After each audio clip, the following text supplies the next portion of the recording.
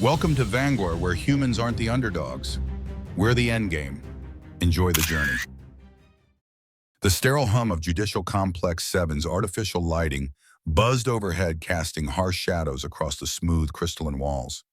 Aiden Kais slouched in the defendant's chair, his black leather jacket draped open over a faded iVoid Warranties t-shirt. A half-finished coffee cup steamed faintly in his right hand, while his left scrolled absent-mindedly through holographic messages hovering above his wristband. Bureaucratic nonsense, he figured. Probably another fine for unauthorized encryption clusters. Nothing life-altering. He didn't look up until the chamber's AI voice cut through the silence like a judge with no time for pleasantries. Proceeding 2187B will now commence, it announced with synthetic gravity, voice amplified to reverberate throughout the chamber. The words were crisp, bureaucratic, and somehow still ominous. Aiden blinked, shifting his attention from his messages to the front of the room. That's when he noticed them. 3 women seated behind a transparent security barrier. And not just any women. Their silver-white hair shimmered like liquid mercury under the harsh lights, cascading down to elegantly styled robes that didn't quite hide the faint glow of their skin. One was a striking shade of deep sapphire blue, her posture like that of a coiled predator. The second had delicate lavender features, eyes sharp as daggers, but curved lips hinting at amusement. The third stood out, most pale violet skin. Cool composed her gaze, already scanning the room with unsettling precision. Oh no, Aiden thought. This wasn't a misdemeanor hearing. A gaunt pale man stood next to the barrier, draped in ceremonial robes laced with metallic threads. His fingers trembled as he chewed a ragged thumbnail. Aiden squinted. Wait a damn second. That was Consul Thalor of the Shiani system, an interstellar diplomat of elite status. What the hell was he doing here? Based on paragraph 9.4.7 of the Interplanetary Marriage Accord, the AI judge continued, completely ignoring Aiden's confusion. Earth citizen Aiden Kais is hereby appointed as legal husband to Princesses Selin Nora and Tuyen, direct descendants of Consul Thalor. Aiden's coffee froze midair, then sloshed over the cup's rim and burned his hand. He barely noticed. What? Congratulations, son-in-law, the consul muttered with the enthusiasm of a man about to walk into traffic. His face had gone ghostly pale. Aiden glanced between the AI, the consul, and the 3 alien women. The blue-skinned one, Tuyen, he thought, spat on the crystalline floor in open disgust. The 2 violet-skinned sisters exchanged alarmed glances. The AI wasn't done. This proceeding is complete. Union registered in all interstellar legal systems. Cohabitation must commence within 24 Earth hours. The security barrier dematerialized with a hiss. What the actual hell is this? Aiden growled, backing up as the 3 alien women stood. They were taller than expected, statuesque and radiant, with their silver hair floating around them like they were underwater. There must be some mistake, he said, turning to the consul, who was already backing away, like a man trying to escape a blast radius. The algorithm determined compatibility, Thalor muttered. The treaty is satisfied. What treaty? The one preventing interstellar war, he replied, eyes darting around the room. Please just make this work. And then he ran. A spherical security drone hovered near Aiden's shoulder, beeping politely. Please escort your new spouses to your registered dwelling immediately. He was still processing that sentence when the trio stepped into motion. Guards flanked them, subtly guiding them toward him. None of the princesses looked happy. In fact, they looked downright murderous. Aiden's apartment was a far cry from royal quarters. The biometric scanner chirped happily and slid the door open with a soft hiss, having already updated his household profile to include his 3 new wives. This is where you live, Tuyen asked, looking around like she'd just walked into a dumpster fire. She pulled out a sleek device and projected a scanning grid across Aiden's body. Low muscle density, primitive neural architecture, she muttered. You'll likely die quickly. Nice to meet you too, Aiden said dryly. Don't mind her, said Nora, the more playful-looking of the 2 violets, as she hopped onto his kitchen counter. Her dress parted at the thigh, revealing a faint glow in her skin. I can think of better ways to get acquainted. Aiden took a sharp step back. I didn't sign up for any of this. Celine, who had remained still at the entrance, finally spoke. And yet you were matched with an encrypted neural interface coded in ancient Shiani dialect. Most humans can't even pronounce that. Aiden's blood ran cold.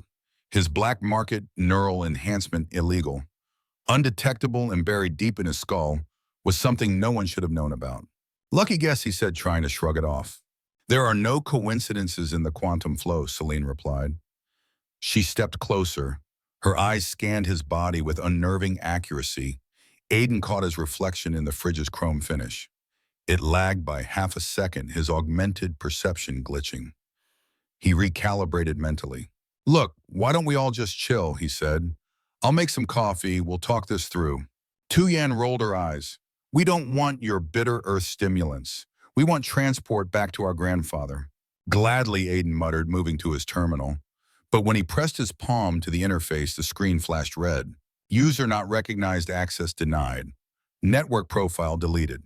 Would he try it again? You suppose? Celine appeared behind him like a ghost. You're being erased from the digital matrix. Fascinating. Great, Nora groaned. Our new husband is an outlaw. Aiden backed away from the console, heart pounding. This wasn't a marriage, it was a cage. Someone had pulled his file, burned his ID, and now had 3 politically volatile princesses locked in with him as human shields. What did you do to anger the order of reset? Celine asked, genuine curiosity in her voice. Aiden turned slowly. The what? The most feared enforcement agency in this quadrant, Nora replied. They don't arrest you. They don't exile you. They just erase you. For the first time since he walked into that courtroom, Aiden smirked. Well, he said, at least I won't get notifications anymore. The sister stared at him. You're either insane, Tu-Yan began, but was cut off by a shrill whine from outside. Aiden's senses flared. Get down, he shouted, tackling Sullen just as a laser bolt cracked the air above them. The smell of scorched air lingered in the apartment like a ghost that refused to leave. The sniper's laser had carved a deep black gouge across the ceiling, inches above where Celine's head had been. The pale princess remained frozen in Aiden's arms, silver eyes wide in disbelief, her mind calculating the odds of survival with machine-like precision. Nora crouched behind the counter, clutching a kitchen stool like it was a shield. Tu-Yan, to her credit, had already produced a sleek, compact weapon from somewhere beneath her ceremonial dress. She was in full combat stance, scanning the window for additional threats. You have 5 seconds to explain, she hissed, not lowering her weapon. What did you just save us from? Sniper Aiden muttered, pulling himself up from the floor. Standard multi-beam pulse cannon, probably set to sub-lethal in case they wanted to recover the bodies. He didn't wait for their questions. He moved to the balcony door, tugging it shut and drawing the manual security shutters, a relic most people had forgotten existed. The electronic ones were likely already compromised. You knew this was coming, Celine said, quietly standing. It wasn't a question. I suspected, Aiden admitted. Didn't think they'd be so sloppy on the first pass.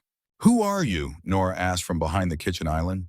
You move like a soldier, you talk like a spook, and you just dodged a sniper bolt with your back turned. I'm someone they want erased, Aiden replied simply.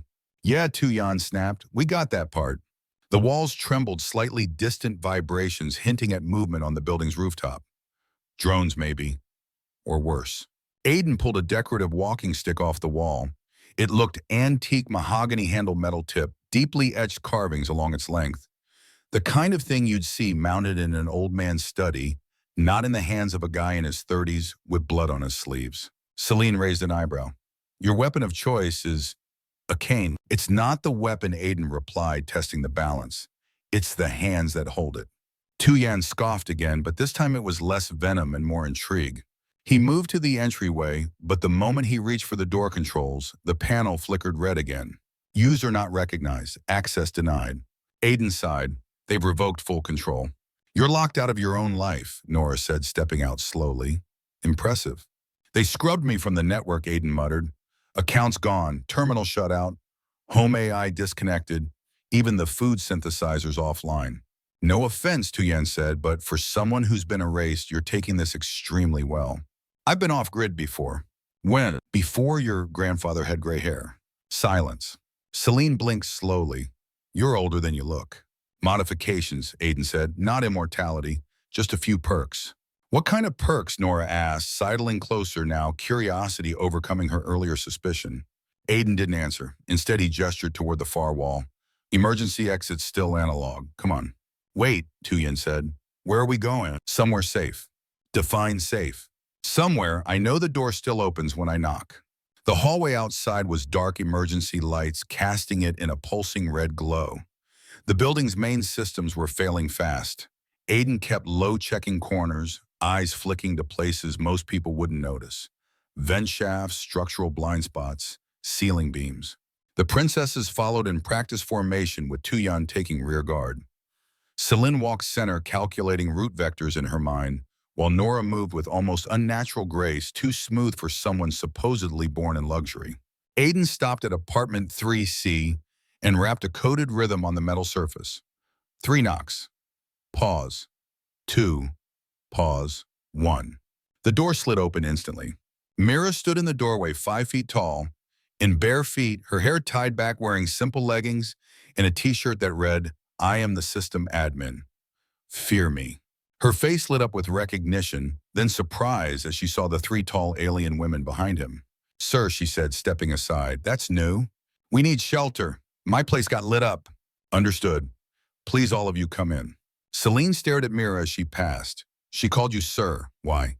Aiden just shrugged. Mira's apartment was a stark contrast to his minimalist design, military-grade equipment, subtly embedded in walls and a palpable sense of control. She didn't just live here, she managed this place like a hidden command center. Aiden dropped into the armchair like he belonged there. "They erased my access." Mira nodded. "Full white protocol. Deep trace shows order of resets authorization." Tuon's eyes narrowed. "So it is them." Nora leaned against a counter. "Care to explain who she is?" a neighbor, Aiden said flatly. "Who calls you sir?" Celine added. "And jumps into military mode when you knock Tuyon finished." Mira appeared unfazed. "Would you like tea?" "We'll take answers," Celine said. Aiden chuckled, dark and tired. "You're not gonna like them. You think we like any of this?" Aiden stood, the weight of something long buried settling across his shoulders. He walked to the window and stared out at the skyline. 36 hours ago, I was a ghost. Now I'm married to 3 alien princesses erased from the global net, hunted by a group I helped build 2 centuries ago, and stuck with a mop, a neighbor who could kill us with a spoon, and a dragon tattoo that hasn't spoken in weeks. Celine tilted her head. "Tattoo?" He didn't answer. Nora moved closer, her voice softer. "You're more than just some outlaw hacker, aren't you?" "No," Aiden said, "but I used to be." A low rumble echoed in the distance. Drones, several of them, moving with military precision. Aiden sighed. "They're coming back." "How many?" Mira asked, already opening a floor hatch to reveal weapons and armor pieces. "Too many," he muttered, "which means we do this quiet." He looked at the princesses. "You 3 stay behind me. You may be royalty, but out there I'm the guy who survived." "Why should we trust you?" Tuyen asked, one hand still near her concealed weapon. "Because if I wanted to disappear, you'd never have seen me at all." The silence that followed was not filled with agreement, but neither did they protest. Not yet. Outside, the night darkened, shadows stretching across the city. Red lights blinked across the skyline like a predator's eyes. Aiden turned back toward the door, gripping the cane tightly. "Stay low, stay behind me." "Are you planning to fight them all?" Celine asked, voice calm but skeptical. "No," Aiden said, stepping into the hallway again. "I'm planning to show them what happens when you corner the wrong ghost." The night was silent, eerily so. Aiden moved like a ghost down the corridor of his apartment block, the worn hardwood floor creaking faintly under his boots. The mop rested across his shoulders like a monk's staff, absurdly ordinary in a world of railguns and plasma rifles. But it was no ordinary mop. The way he carried it there was history in that wood. Blood, maybe. The elevator at the end of the hall dinged. 3 cloaked figures stepped out. They were tall, lean, wrapped in matte black fabric that shimmered faintly under the emergency lights. Their faces were obscured by masks of obsidian glass, smooth and faceless, except for the glowing crimson eyes behind them. No insignia, no words, just quiet steps and murderous intent. Celine, Nora, and Tuyan stood behind Mira in the apartment's doorway watching. "They're not standard enforcers," Tuyan said. "Those are order assassins. Inner circle." "They sent elites," Nora whispered, stunned. "No," Mira said softly. "They sent legends." Aiden stepped forward, still chewing the toothpick between his lips. He dropped it onto the floor and stepped on it. "You have 10 seconds to explain," he called out, voice casual, almost bored. "Why I shouldn't send you home in boxes." The assassins didn't respond. They spread into a triangle formation. Typical. Aiden exhaled slowly. "Well," he muttered, "guess we're doing this the fun way." The lead assassin leapt forward faster than a blink. Aiden didn't move until the last millisecond, then twisted, sidestepping the strike, and brought the mop up in a clean arc. The wooden handle cracked across the assassin's mask with a thunderous crack that echoed like gunfire. The assassin crumpled unconscious before he hit the ground. The other two surged forward. One came low with a hooked blade, the other high with a spinning energy glaive. Aiden jumped, twisting midair, flipping over the low slash landing atop the glaive wielder's arm. With a grunt, he brought the mop down like a guillotine across the man's shoulder, shattering bone and circuitry. The last assassin whirled and fired a silent dart. Aiden caught it with 2 fingers. He stared at it, then flicked it. Bam! It struck the attacker in the throat, delivering his own paralytic dose. Silence returned.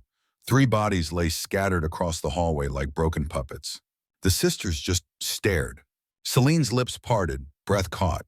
"That mop," she whispered. "It's an antique," Aiden said, flicking some blood off the end. Nora blinked. How did you move like that?" Tuyen, usually so critical, had gone completely quiet. Her warrior brain was still processing. "Combat forms," she muttered. "But those are Shiani's shadow guard techniques. That's impossible." "I've had some good teachers," Aiden said, turning toward them, face calm, despite the sweat on his brow. "And better reasons to learn." From below, the building trembled. "That wasn't the whole team," Mira said. "They're breaching the sub-level." Aiden ran a hand through his hair.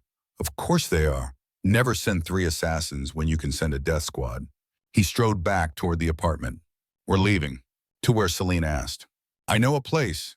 A secure node, off-grid. We'll be safe there long enough to plan." Tuyan hesitated. "You're not military. You're something else." "I was something else," Aiden corrected. "Now I'm just a guy trying to get his life back."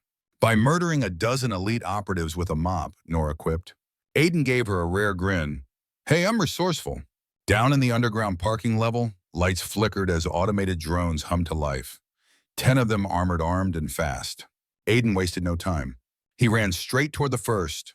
As it fired, he planted the mop in the ground, vaulted over the bolt, landed on top of the machine, and jammed the mop straight through its power relay.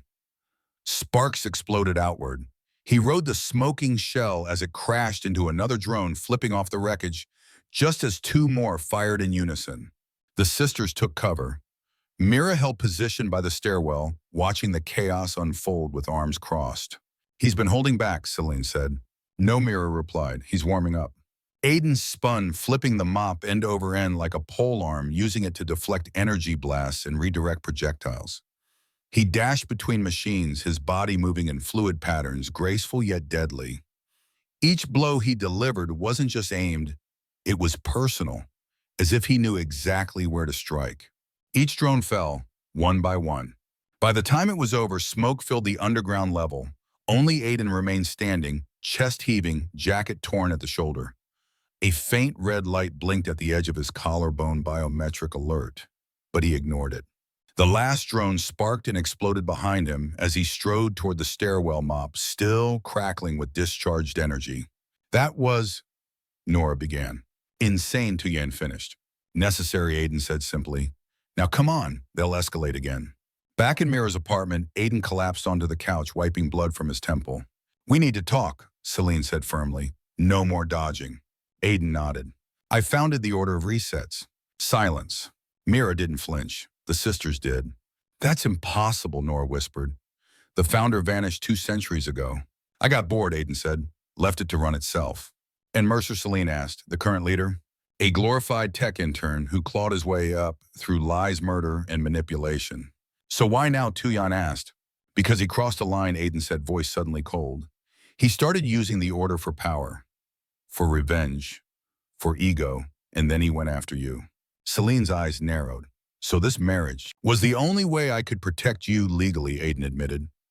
"I knew Thaler was desperate. I inserted myself into the compatibility algorithm. I thought I'd buy time. And instead, you got a war, Nora said. Aiden leaned forward. No, I got you. And now we decide what comes next. The room was quiet, tense. But in the corner, the mop rested against the wall. Still whole, still ready. For a long moment, no one spoke. The silence in Mira's apartment hung thick as static.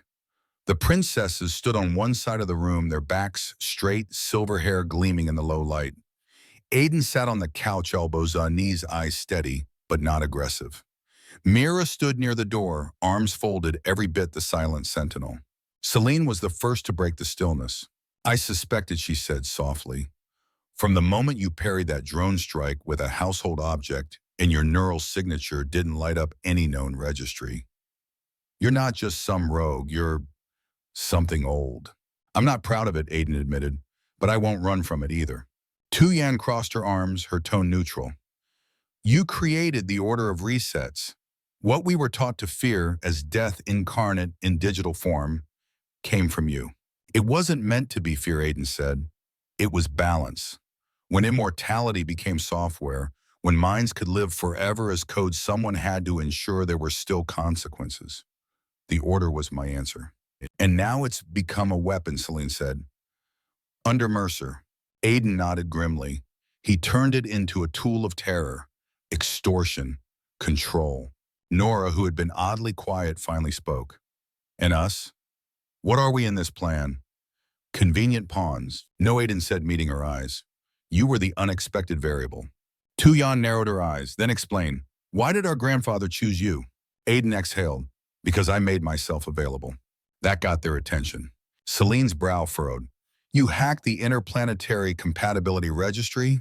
Not hacked, he said. I nudged. Slipped my profile in during the emergency marriage protocol. The moment Mercer showed interest in your family, I knew he was planning to use marriage as a political lever. I had to cut him off.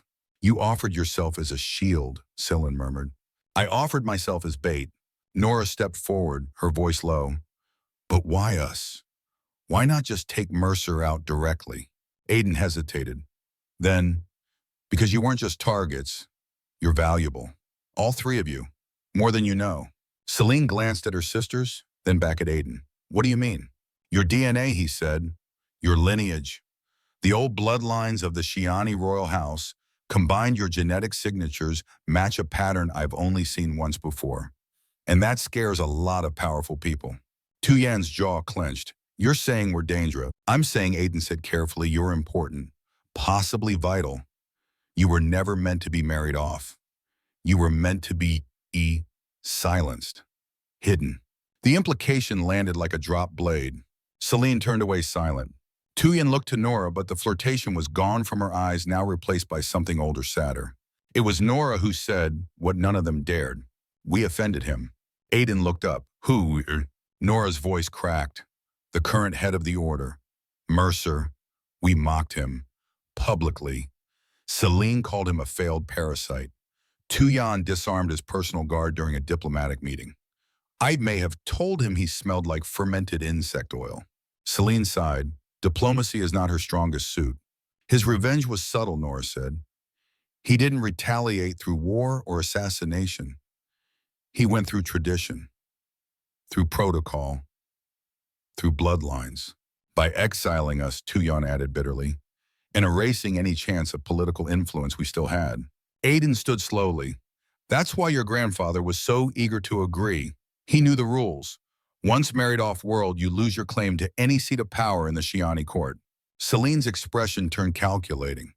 And he picked you because you weren't just compatible, you were capable. He trusted me, Aiden said, whether he knew exactly who I was or not. Nora gave a small laugh.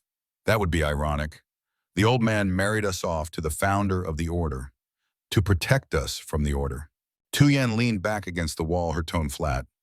It's poetic, if it weren't so infuriating. Aiden turned to Mira. Any movement on Mercer, Mira's eyes flashed faintly as she accessed a quantum relay. He's consolidating forces. Seems he's coming himself. That silenced the room again. Celine turned to Aiden. He wouldn't come personally unless he believed victory was guaranteed. He thinks I'm still out of practice, Aiden said. He doesn't know what I've become. Tu-Yan tilted her head. And what have you become? Aiden rolled up his sleeve. Beneath the skin of his forearm, faint lines pulsed a lattice of living circuitry glowing with a soft amber light. That's not human tech, Celine whispered. No, Aiden said. It's older, deeper. When I left the Order, I didn't just retire. I left this dimension. Spent 70 years in a collapsed time pocket near the Orion Rift. Met something there. Something Nora asked. It called itself Valreth, a consciousness born from entropy, dying. It offered me a gift. In return, I had to carry a fragment of it so it could see the world again. That's what the tattoo is. You're bonded to a quantum entity, Celine said, almost reverent. Yes, and it lives on your back. Aiden turned.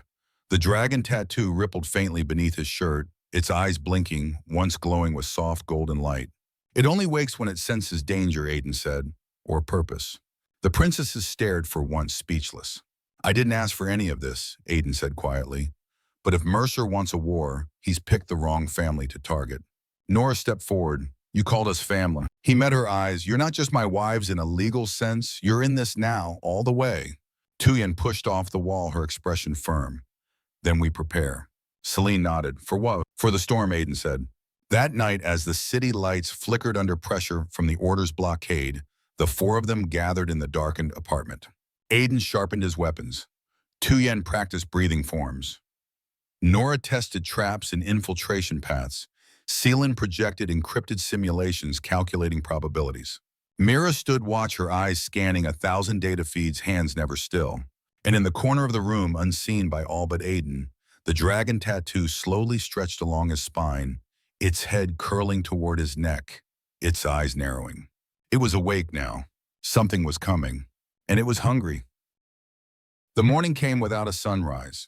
The skyline outside Aiden's apartment flickered with artificial twilight sunlight, choked by orbital jamming fields, the kind used in full-scale planetary operations. The city below was deathly quiet, as if it too knew what approached. Even the birds had fled. Aiden stood at the window, coffee mug in hand, eyes narrowed. The steam curled upward, catching the faint shimmer of the shielding grid that now surrounded their building. They're here, he said softly. Behind him, the three princesses stirred from their meditative positions. Tu-Yan rose first, already in combat posture. Celine and Nora followed, both visibly more composed than they had been the day before. Mira's voice chimed in, calm as ever. We have visual confirmation. 6 drop pods landed in the surrounding blocks, drones positioned on rooftops, 2 mechs deployed to strategic intersections. And she paused. And Aiden asked, not turning from the window. A central hovercraft is descending. Regal markings. Mercer is aboard. Celine's breath caught. He came personal. He thinks this is a spectacle, Aiden muttered, sipping his coffee. He wants to be king. He's just not ready to deal with the dragon. Behind him, the princesses traded glances. You've been planning this, Celine said slowly, since before the marriage. Aiden turned now, the golden shimmer of the dragon tattoo crawling up his spine as if responding to the moment. Let's say he said I anticipated it. Then what's the plan? Tu-Yan asked, adjusting the straps on her chest harness. We go public, Aiden said. I let Mercer see me. Let his soldiers see me. And then Nora asked, I remind the galaxy why they used to whisper my name in fear. Outside, the streets had been cleared, civilians locked indoors under martial protocol. Dozens of armed Order agents formed a perimeter around the building, heavy weapons trained on every window. In the center of the formation, Mercer emerged from his hovercraft. Draped in ceremonial black robes trimmed with silver, his mask gleamed like obsidian in the morning haze. His voice crackled over the building's external comms. Aiden Kais, by order of the Supreme Reset Council, you and your alien consorts are sentenced to immediate erasure. Surrender now, and your deaths will be painless. Aiden sighed theatrically. Always with the drama, he muttered. Celine looked at him. You're going out there. I'm going to walk, Aiden replied, moving toward the door. Nora blinked. Through them. Yes. Tu-Yan stepped in front of him. That's suicide. No, Aiden said. That's legacy. He opened the door, stepped into the hallway, and took the elevator down.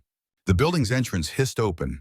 Aiden stepped out alone, mop propped against his shoulder, as if on his way to clean a very dirty hallway. His leather jacket flared slightly in the wind, the dragon beneath it shimmering.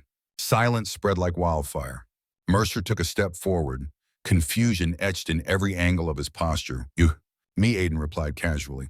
The surrounding soldiers began to whisper. Some lowered their weapons. Others froze. Mercer removed his mask. His face was young, too young. Sharp features, sunken eyes, and the permanent sneer of a man who had never been told no for too long. You're dead, he hissed. You disappeared.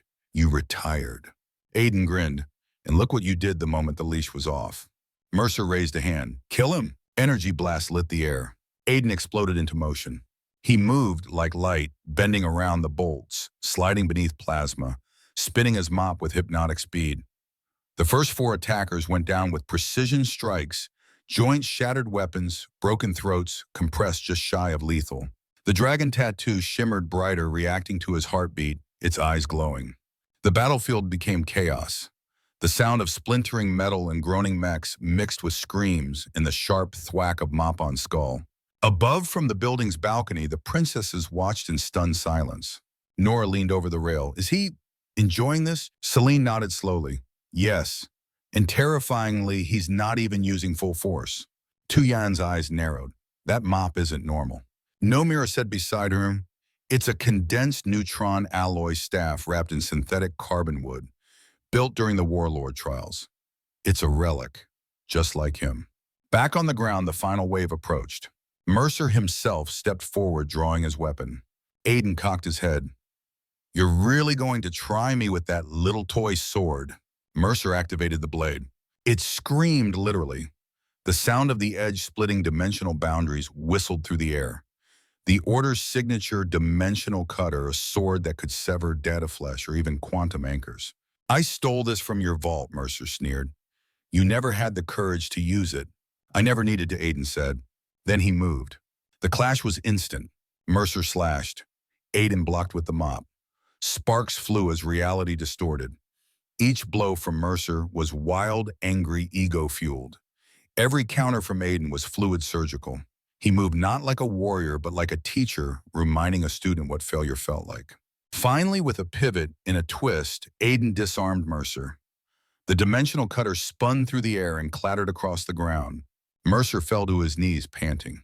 All around them, soldiers stared. The dragon's glow flared. Aiden stood over Mercer, unshaken. You forgot what the Order was for, Mercer snarled. Power. No, Aiden interrupted. Balance, consequences. Order was never meant to rule. It was meant to reset. He turned to the troops. You all know me, you remember. One by one, soldiers lowered their weapons. Some dropped to their knees. Others turned and walked away entirely. Mercer let out a strangled scream and lunged for the fallen blade. Aiden didn't hesitate. He whipped the mop around and struck Mercer clean across the temple. The man collapsed unconscious. Aiden looked to the sky, then to Mira, who now stood at the building's entrance, tablet in hand. Status. Network has been cleared. All Mercer-encoded overrides wiped. The original protocols are restored. Surviving council members are en route. And Mercer, Mira nodded to the unconscious body. We'll stand trial. Aiden turned slowly as the princesses emerged from the building. Sunlight filtered, but real began to cut through the clouds overhead. The city exhaled. Celine approached first. You planned all of this. No, Aiden said. I hoped. The plan was just to survive. You 3 changed everything. Tuyan tilted her head. Why? Because for the first time in a long time, I had something to lose. Nora smirked. You mean us? I mean us, Aiden replied. Celine stepped closer, studying him. You're not the man the galaxy feared. No, he agreed. I'm worse. I learned from him. Mira handed him a communicator. The council is waiting. Aiden looked at the sky, then at his wives, then back at the fallen body of Mercer. We're not done, he said. This was just cleanup. For a brief moment, it seemed like the battle was over. Mercer lay unconscious. The soldiers had either fled or surrendered. The city began to flicker back to lifelights, warming comm towers, reactivating, sky filters fading. Then the sky ripped open. A high-pitched whine tore through the atmosphere like the shriek of a dying god.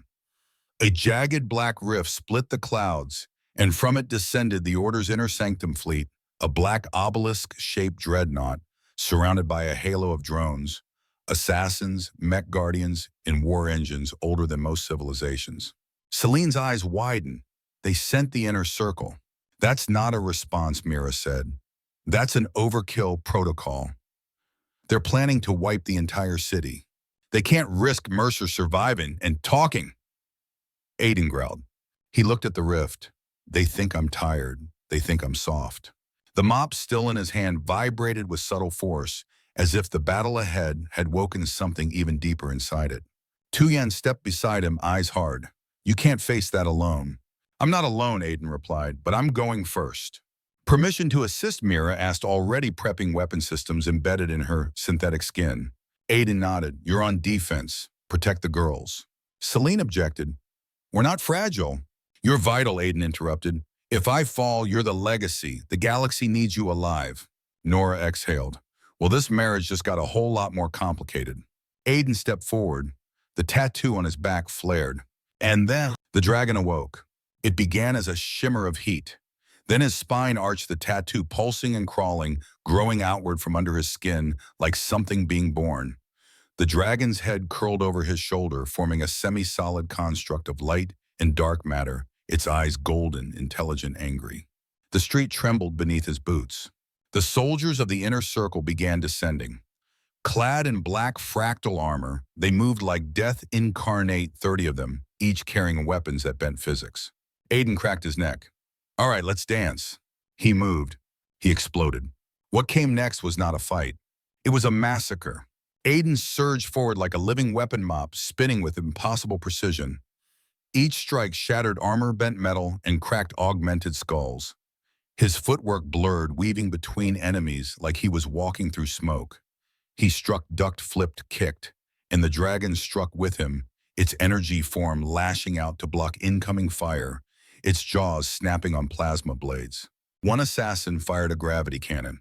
Aiden spun his mop, reversed the gravitational vector with a single strike, and sent the entire blast back, flattening 6 enemies. Another elite dashed forward with a time-phase sword. Aiden stepped sideways out of sync with the current timeline and struck from behind. Celine, watching from the rooftop, could barely process it. He's breaking causality. No, Mira said. He is causality now. The dreadnought opened fire. Rings of blue light descended toward the city center. Each one could flatten a city block. Aiden looked up. Not today. The dragon roared, fully visible now, a celestial creature of coiled light and quantum mass. It burst from his back, spiraling upward, coiling around the energy beams like a serpent of legend, and devoured them. Energy collapsed inward, imploding harmlessly into its mouth. Aiden leapt from the ground, riding the recoil of his own dragon's roar, and landed atop the dreadnought's hull with a thud. Order agents inside screamed as he walked through walls, his presence short-circuiting entire decks. No weapon touched him. No blast reached him. The dragon protected, attacked, and judged. And then he found the control core. The AI inside whispered, "Founder, confirm identity." Aiden reached out and pressed his palm to the interface. Reset. A blinding pulse spread outward like a shockwave. All active order protocols collapsed. The dreadnought folded in on itself gently, as if put to sleep. And Aiden stood atop the ruins, bloodied, breathless, but very much alive. Back on the street, the 3 princesses watched as the rift in the sky began to close. Nora broke the silence. So, husband? Yes, Celine said, crossing her arms. I'm guessing this is the part where we finally admit we might actually like him. Tuyen didn't answer. She was too busy watching Aiden descend like a literal god from the sky mop still slung over his shoulder. When he landed, the street trembled. The dragon curled back into his skin, returning to its tattoo form. He looked at them, exhausted, blood running down one side of his face. Still want an annulment? He asked dryly. Tuyen stepped forward and kissed him hard. When she pulled back, she said that was for style. Nora walked up and kissed his other cheek. That was for saving the galaxy. Celine approached last. She didn't kiss him. She pressed her forehead to his and whispered, and that was for being more than a myth. Behind them, the city finally exhaled, and Aiden Kais' legend founder husband finally lowered his weapon. The mop clicked gently as he set it against the wall. 3 days had passed. The city still bore scars from the battle-cracked streets, melted rooftop spires, burned-out mechs piled in scrapyards. But the people had emerged. They whispered the name Aiden Kais like it was a return prophecy. They spoke of the dragon of the mop of the three alien women at his side.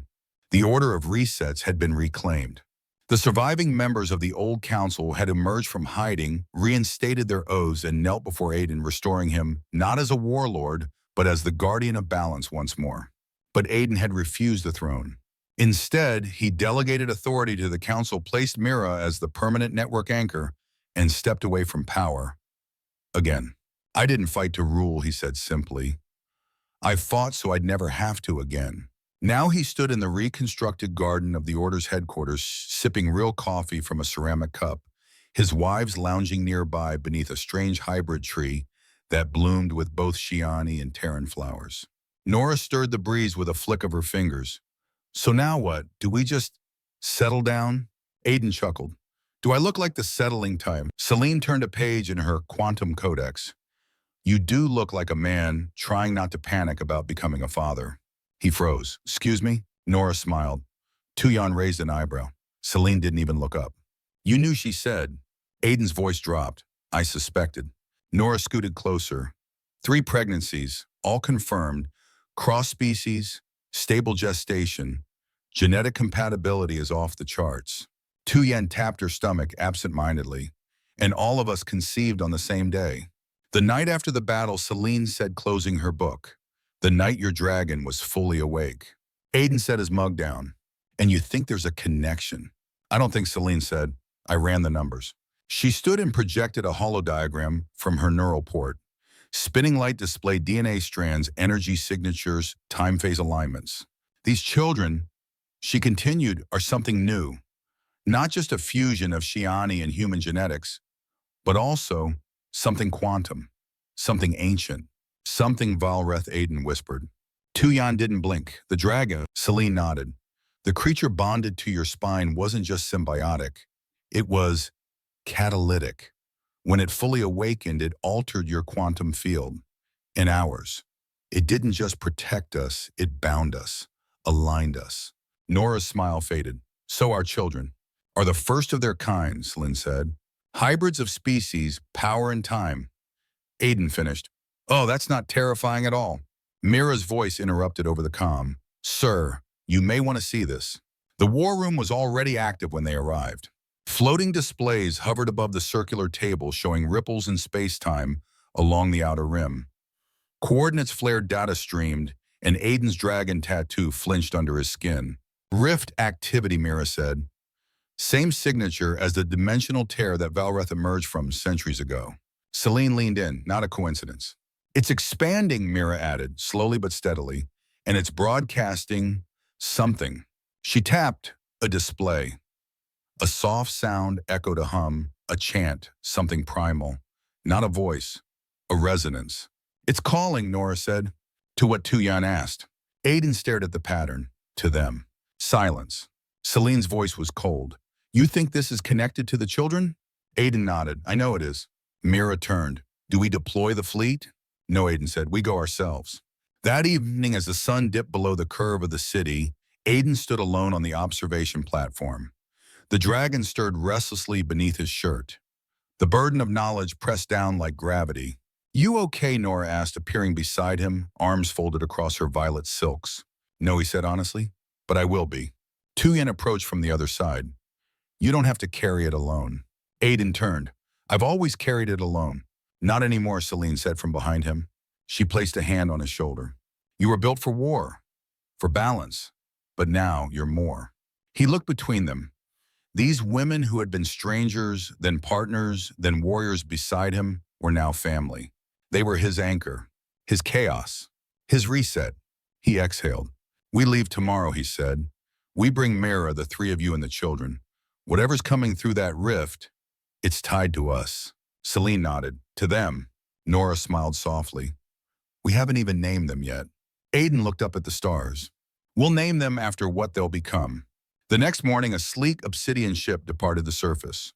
On board, 1 legendary founder, 3 extraordinary princesses, 1 silent sentinel named Mira, and 3 unborn children, glowing faintly in utero, already pulsing in rhythm with something vast beyond the veil of space. As they crossed the orbital layer, Celine placed her hand on Aiden's. You think this is the end of the story? No, Aiden said. He looked at the dragon symbol glowing on the console. I think this is the prologue. The rift pulsed ahead, vast, swirling, unnatural. From the bridge of the obsidian cruiser, Aiden stood with his hands behind his back, eyes locked on the anomaly that devoured the stars. It didn't glow.